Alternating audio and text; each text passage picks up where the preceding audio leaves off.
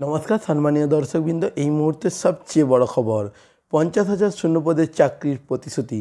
মুখ খুললেন প্রাথমিক শিক্ষা পর্ষদের সভাপতি গৌতম পাল। আর বিস্তারিত জানার জন্য অবশ্যই আপনারা ভিডিওটি শেষ পর্যন্ত দেখবেন।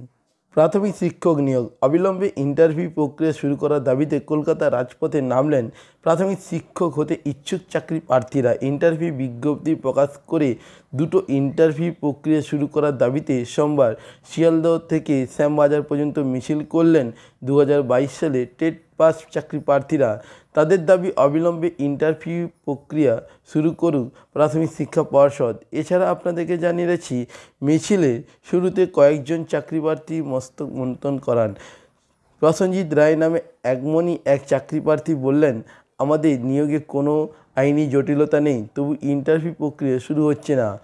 পেটের জ্বালায় পথে নেমেছি, মস্তক মন্তন করে প্রতিবাদ করছি। চাকরির দাবি তুলে বিদেশগাজী নামে এক চাকরি প্রার্থী বলেন, আজ গোটা রাজ্যে জেলায় জেলায় বিভিন্ন প্রান্ত থেকে চাকরি প্রার্থীরা বিক্ষোভ মিছিলে এসেছেন।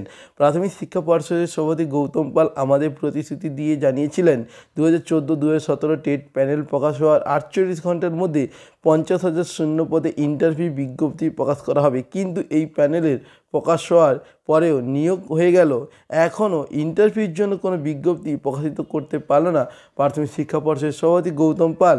এছাড়াও যদি এ নিয়ে প্রাথমিক শিক্ষা পর্ষদের সভাপতি গৌতম পাল বলেন, 2014-17 টেটের নিয়োগ প্রক্রিয়া এখনও শেষ হয়নি।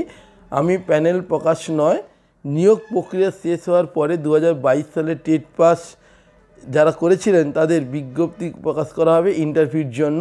এমনই কথা বলেছিলেন। 50,000 শূন্য পদের কোনো প্রতিশ্রুতি দিইনি।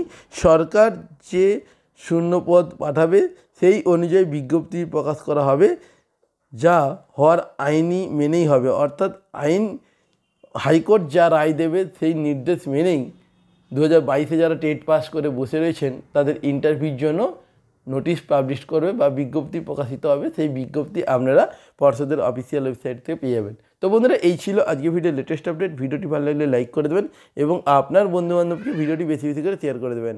আপনারা প্রত্যেকে ভালো থাকবেন। ধন্যবাদ।